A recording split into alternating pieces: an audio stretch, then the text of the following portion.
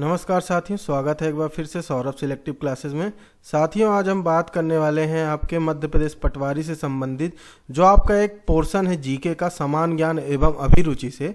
उसमें जो नए पैटर्न से आधारित परीक्षा में आने वाले अति महत्वपूर्ण प्रश्नों के बारे में हम बात करेंगे। ये ऐसे प्रश्न होंगे, ये पूरी सीरीज होगी जिससे आप 2737 जो अभी आगे चल के 5 से 6 हज़ार पोस्ट बढ़ने की संभावना है, उसमें आप अपनी क्या एक सीट को पक्की कर सकते हैं। तो वीडियो को अंत तक जरूर देखिएगा क्योंकि ये बहुत अति महत्वपूर्ण प्रश्न है। तो देरी ना करते हुए, अपने सिलेक्शन को पक्का करते हुए हम इस वीडियो की क्या करते हैं, शुरुआत करते हैं और पहले क्वेश्चन की ओर बढ़ते हैं। तो आज का जो पहला क्वेश्चन वो क्या है, यूनेस्को का मुख्यालय कहाँ स्थित है। तो यूनेस्को का जो मुख्यालय है वो आपका कहाँ स्थित है, पेरिस में स्थित है। अब यूनेस्को की बात आई है तो उसके बारे में कुछ और जानकारी देख लेते हैं कि यूनेस्को का मुख्यालय पेरिस में है। संयुक्त राष्ट्र शैक्षिक वैज्ञानिक संगठन और सांस्कृतिक संगठन अंतर्राष्ट्रीय मामलों का कार्यालय, संयुक्त राष्ट्र वैश्विक वैज्ञानिक सांस्कृतिक संगठन की स्थापना द्वितीय विश्व युद्ध के बाद 16 नवंबर 1945 को शांति और सुरक्षा में योगदान के लिए की गई थी। तो इससे आपका एक और क्वेश्चन तैयार हो जाता है कि इसकी स्थापना कब की गई। तो 16 नवंबर 1945 को द्वितीय विश्व युद्ध के बाद क्या किस लिए इसकी स्थापना की गई थी, तो शांति और सुरक्षा में योगदान देने के लिए इसकी स्थापना की गई थी। नेक्स्ट क्वेश्चन की ओर बढ़ते हैं। तो जयपुर में हवा महल का निर्माण किससे प्रेरित था। तो जब जयपुर में जो हवा महल का निर्माण था वो झुंझुनू में के खेतड़ी महल से प्रेरित था। अब इसके बारे में कुछ और जानकारी देखें तो संरचना का निर्माण जो है 1799 में महाराजा सवाई जयसिंह के पोते महाराजा सवाई प्रताप सिंह ने करवाया था, जो जयपुर के संस्थापक थे। अब इससे आपके 2-3 क्वेश्चन तैयार हुए कि निर्माण किससे प्रेरित था। तो झुंझुनू के खेतड़ी महल से किया गया। जयपुर के हवा महल का कब किया गया, हवा महल का जो निर्माण 1799 में किया गया। कब किसने करवाया, तो महाराजा सवाई प्रताप सिंह ने करवाया। और ये कौन थे, तो ये जयपुर के संस्थापक भी माने जाते हैं। नेक्स्ट क्वेश्चन की ओर देखें तो निम्नलिखित में से किस तत्व का घनत्व अधिकतम होता है। तो इनमें से अगर देखा जाए तो ओस्मियन धातु ऐसी है जिसका घनत्व क्या होता है, अधिकतम है। ये आप स्क्रीन में देख पा रहे हैं, ये इस प्रकार की ओस्मियम धातु होती है। और नेक्स्ट क्वेश्चन की ओर देखें तो अपने पहले प्रयास में मंगल की कक्षा में प्रवेश करने वाला विश्व का पहला एशियाई देश कौन सा था। तो वो आपका क्या था, प्यारा सा भारत था। भारत देश ऐसा है जिसने मॉम मिशन है ना, मॉम मिशन को लेकर जिसकी हम डिटेल देखते हैं, तो इसने अपने पहले प्रयास में मंगल की कक्षा में क्या किया, प्रवेश करने वाला दुनिया का पहला एशियाई देश भारत बना। और मार्स ऑर्बिटर मिशन, इसी को शॉर्ट फॉर्म में क्या बोलते हैं, मॉम बोलते हैं। क्या बोलते हैं, मॉम बोलते हैं। तो MOM, ठीक है, मार्स ऑर्बिटर मिशन, जिसे आमतौर पर मंगलयान 1 के रूप में जाना जाता है। भारतीय अंतरिक्ष अनुसंधान संगठन द्वारा इसे 5 नवंबर 2013 को शुरू की गई एक अंतरिक्ष जांच के रूप में इसे शुरुआत की गई थी। ठीक है, नेक्स्ट क्वेश्चन की ओर बढ़ते हैं हम। तो नेक्स्ट क्वेश्चन हमारा आता है आपका, भारत में कोविड-19 से पहले पुष्ट मृत्यु कहाँ हुई है। तो भारत की जो कोविड-19 से पहली जो मृत्यु हुई है वो कर्नाटक में हुई थी। इसके अगर क्वेश्चन आगे और डिटेल देखें तो कोविड-19 से पहली पुष्ट मौत भारत में कर्नाटक में हुई। नोवेल कोरोना वायरस का जो रोग है इसका प्रकोप शुरू में दिसंबर 2019 के मध्य में चीन के हुबेई प्रांत के एक शहर में समुद्री भोजन बाजार में देखा गया था। तो इस चीज़ को आपको याद रखना है क्योंकि कोरोना से क्वेश्चन उठने की संभावना मोस्टली रहती है, इसलिए एक क्वेश्चन हम यहाँ पे कोरोना के से संबंधित भी देख पा रहे हैं। फिर नेक्स्ट क्वेश्चन देखते हैं। तो निम्नलिखित में से कौन यूनेस्को के विश्व धरोहर स्थल में शामिल नहीं है। ये मोस्ट इंपॉर्टेंट क्वेश्चन है और इस तरीके के क्वेश्चन व्यापक में पूछे जा रहे हैं। और जो इस वीडियो में आप क्वेश्चंस देख रहे हैं वो कहीं ना कहीं आपके व्यापम से रिलेटेड, SSC से रिलेटेड एग्जामों में पूछे जा चुके हैं। अगर आप SSC कांस्टेबल की भी तैयारी कर रहे हैं तो उसमें भी इसकी आपके इस तरह के क्वेश्चन आने की संभावनाएं अधिक होती हैं। अगर इसका आंसर देखते हैं कि यूनेस्को के विश्व धरोहर स्थल में शामिल नहीं है, तो वह आपका जंतर मंतर नई दिल्ली आपका यूनेस्को के विश्व धरोहर में शामिल नहीं है। और आपके क्या शामिल है, यहाँ पे आपकी अजंता गुफा शामिल है, रानी का वाव शामिल है, सूर्य मंदिर आपके शामिल यहाँ पे है। नेक्स्ट क्वेश्चन देखते हैं, तो -273.15 डिग्री तापमान के बराबर है, तो ये क्या है आपका आंसर होगा इसका 0 केल्विन। -273 डिग्री -273.15 डिग्री तापमान के बराबर होता है। तो यहाँ पे आप इसका स्केल भी देख पा रहे हैं कि 0 डिग्री है, 32 फ़ारेनहाइट है, 273 केल्विन है। तो इस तरीके से इसका पूरा पैमाना होता है, तापमान का पैमाना होता है, जो पानी के क्वथनांक के और बर्फ के पिघलने के तापमान के अकॉर्डिंग यहाँ पे डिसाइड किया जाता है। नेक्स्ट क्वेश्चन देखते हैं, तो निम्नलिखित में से कौन सा क्षेत्रीय विवाद भारत और नेपाल के बीच चल रहा है? तो ये बहुत बड़ा विवाद है और बहुत पुराने समय से चला आ रहा है। तो ये काला पानी विवाद है जो भारत और नेपाल के बीच चल रहा है। तो इसके बारे में अगर देखते हैं तो यह विवाद जो मोस्टली चलता है धार, चूला और लिपुलेख पास के आसपास के क्षेत्र में चलता है, जिसमें 4 मार्च 1816 को एक संधि की गई थी भारत और नेपाल के मध्य। वो कौन सी संधि थी? सुगौली संधि थी। इसमें क्या किया गया कि इसमें महाकाली नदी को भारत नेपाल की सरहद करार दिया गया। इसमें तय हुआ कि महाकाली नदी के पश्चिमी हिस्से की तरफ के इलाके पर भारत और पूर्वी हिस्से के तरफ के इलाके पर नेपाल का अधिकार होगा। यही चीज़ हम यहाँ पर देख पा रहे हैं कि वही डिटेल यहाँ पे भी लिखी हुई है कि भारत और नेपाल के बीच काला पानी क्षेत्रीय विवाद चल रहा है। 1816 में सुगौली की संधि में सीमा पर सहमति बनी थी। यह विभाग के रूप में नदी की उत्पत्ति और पहाड़ों को होकर गुजरने वाले उसके विभिन्न सहायक नदियों की अलग अलग व्याख्यान का कारण है। तो यहाँ पे आपको याद रखना कि काला पानी विवाद आपका बहुत पुराना विवाद है, जो 1816 में सुगौली संधि के तहत एक संधि करके डिसाइड किया गया था, पर अभी भी इसमें मतभेद चलते रहते हैं। नेक्स्ट क्वेश्चन देखते हैं, तो 1984 में भोपाल त्रासदी के लिए जिम्मेदार कंपनी का नाम क्या है, जो मिथाइल आइसोसाइनाइड के आकस्मिक रिसाव के कारण हुई थी? तो ये इसके अगर आप बात करें तो ये यूनियन कार्बाइड कंपनी है। कौन सी कंपनी? यूनियन कार्बाइड कंपनी है, जिसमें उसमें क्या हुआ था कि मिथाइल आइसोसाइनाइड का क्या हो गया था, रिसाव हो गया था, जिस कारण से भोपाल गैस त्रासदी हुई थी। और ये कब हुई थी? तो 2 दिसंबर 1984 की रात को यूनियन कार्बाइड इंडिया लिमिटेड की कीटनाशक फैक्ट्री से निकले केमिकल मिथाइल आइसोसाइनाइड ने भोपाल शहर को गैस चैम्बर में बदल दिया था। यह भारत की पहली औद्योगिक पहली बड़ी औद्योगिक आपदा थी। तो इस चीज़ को भी यहाँ पे आपको याद रखना है, क्योंकि मोस्टली देखा गया है कि भोपाल त्रासदी आपका चाहे इंडिया लेवल के आप एग्जाम दे रहे हो, चाहे स्टेट लेवल के एग्जाम दे रहे हो, वहाँ इससे रिलेटेड क्वेश्चन आपसे पूछ सकता है। या तो कंपनी का नाम पूछ देगा, या आपके जो गैस रिसाव हुआ था मिसाइल आइसोसाइनाइड का नाम पूछ लेता है, या उसकी डेट पूछ लेता है, जो कि क्या है 2 दिसंबर 1984। लोकेशन आपको पता है कि भोपाल, और ये पूछ सकता है कि भारत की पहली बड़ी औद्योगिक आपदा कौन सी थी, तो उसमें भी आपको याद रखना है भोपाल गैस त्रासदी आपकी आपदा सबसे बड़ी आपदा थी। नेक्स्ट क्वेश्चन देखते हैं, भारत रत्न पुरस्कार के पहले प्राप्तकर्ता और स्वतंत्र पार्टी के संस्थापक कौन थे? ये इंपॉर्टेंट क्वेश्चन है, आपको याद रखना है। इसके आंसर है सी राजगोपालाचारी जी। क्या? सी राजगोपालाचारी जी। इनके बारे में हम कुछ और डिटेल देखते हैं। तो ये क्या थे? भारत के अंतिम गवर्नर जनरल। क्या थे? भारत के अंतिम गवर्नर जनरल थे। इनका जन्म कब हुआ? तो 10 दिसंबर 1878 को इनका जन्म हुआ, और गवर्नर जनरल का पद संभालने वाले इकलौते भारतीय हैं। इनके अलावा कोई भी भारतीय गवर्नर जनरल का पद नहीं संभाला है। ये भारत के प्रथम भारतीय और अंतिम गवर्नर जनरल रहे हैं। और गांधी ने उन्हें क्या कहा है? मेरी अंतरात्मा का प्रहरी करके बुलाया। इस तरह के क्वेश्चन बहुत फेवरेट होते हैं कि मेरी अंतरात्मा का प्रहरी कहकर श्री राजगोपालाचारी जी को किसने बुलाया है? तो गांधी ने ये कहकर बुला रहा था। इसके अलावा अगर देखें तो मद्रास प्रेसिडेंसी के क्या रहे? प्रीमियर रहे हैं। पश्चिम बंगाल के राज्यपाल भी रह चुके हैं ये, और मद्रास स्टेट के मुख्यमंत्री की कुर्सी पर भी यह बैठे हैं, और भारत रत्न से सम्मानित है। और इन्होंने क्या किया था? स्वतंत्र पार्टी की स्थापना की, जो 1962, 1967 और 1972 में कांग्रेस के खिलाफ खड़ी हुई थी। तो इस चीज को भी आपको यहाँ पे याद रखना है। नेक्स्ट क्वेश्चन की ओर बढ़ते हैं, तो किस नदी खंड को राष्ट्रीय जलमार्ग 2 के नाम से जाना जाता है?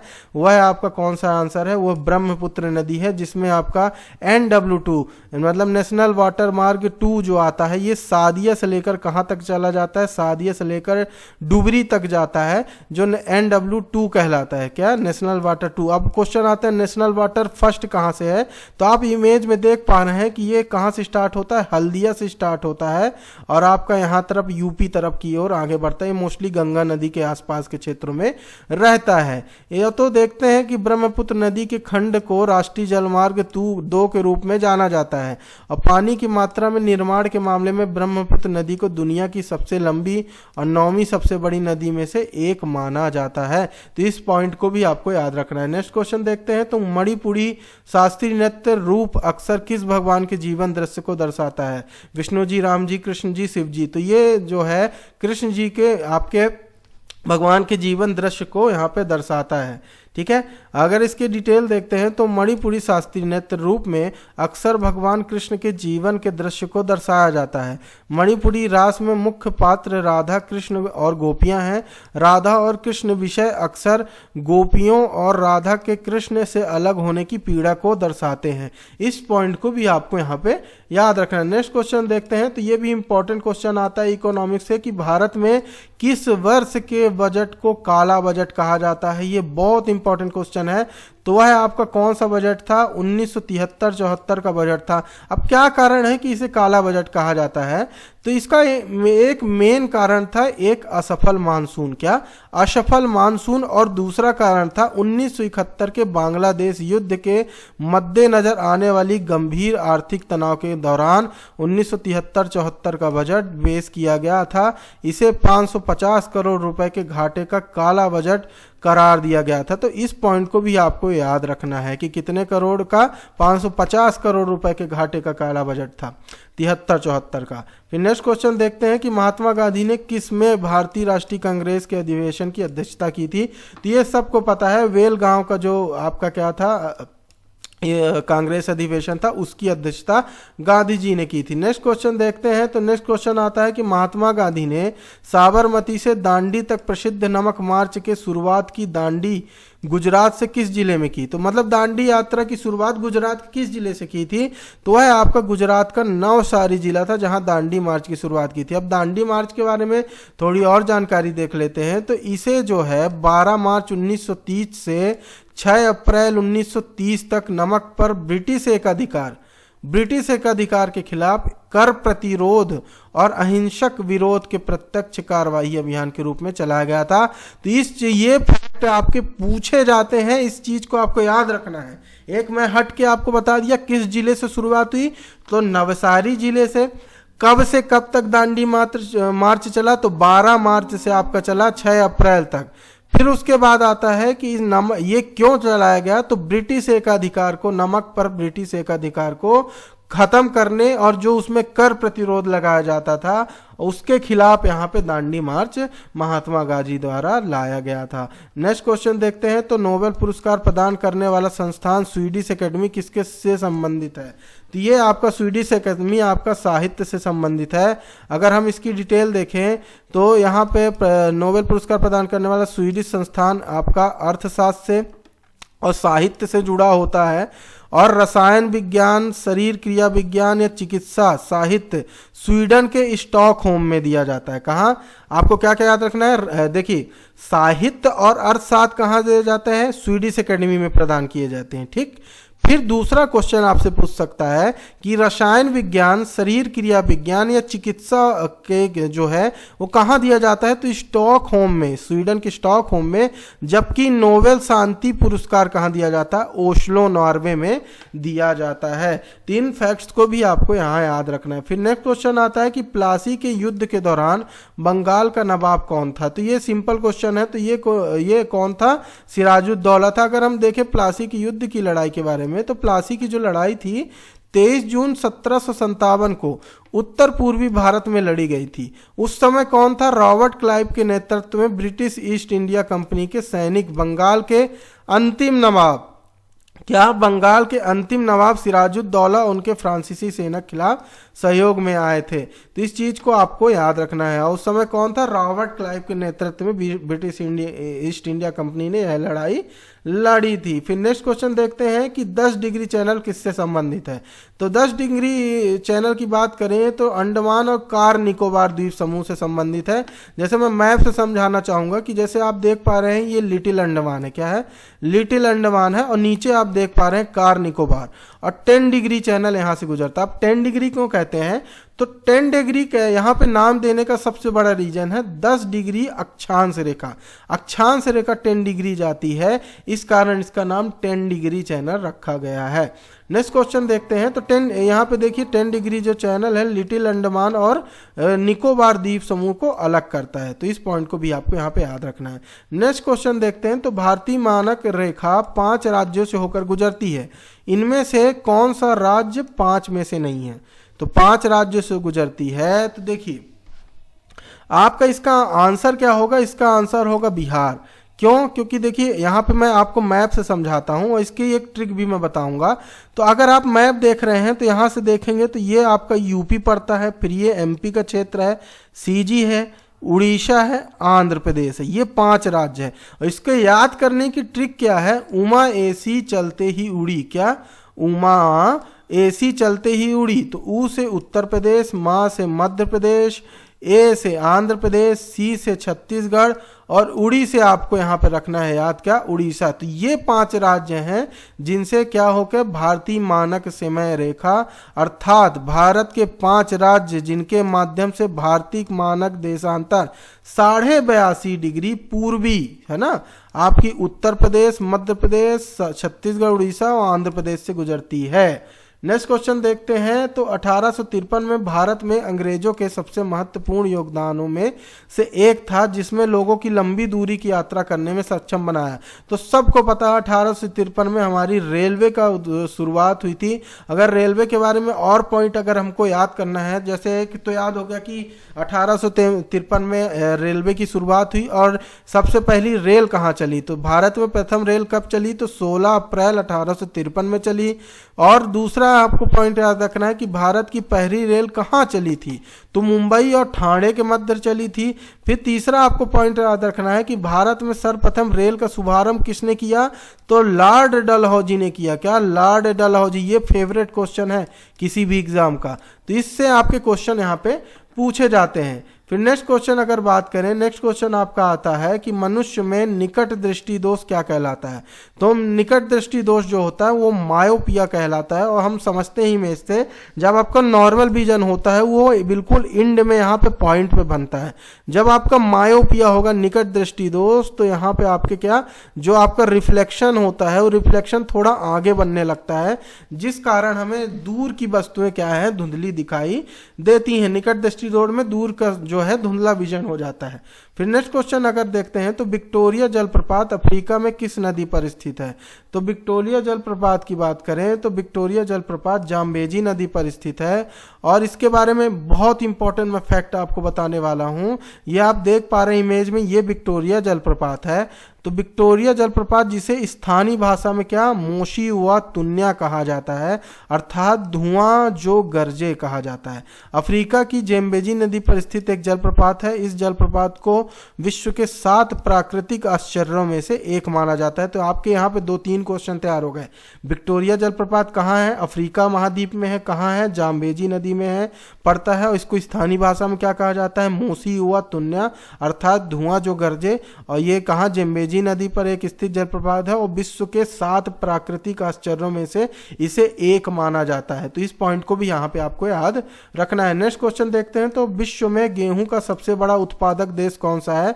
तो विश्व में आपका गेहूं का सबसे बड़ा उत्पादक देश कौन है? चीन है। और अगर मैं बात करूं कुछ अन्य उत्पादकता के बारे में, तो अगर चावल के बारे में बात करते हैं तो चीन यहाँ पे प्रथम पे रहता है, भारत दूसरे स्थान पर, इंडोनेशिया आपका क्या है तीसरे में और चौथे में बांग्लादेश।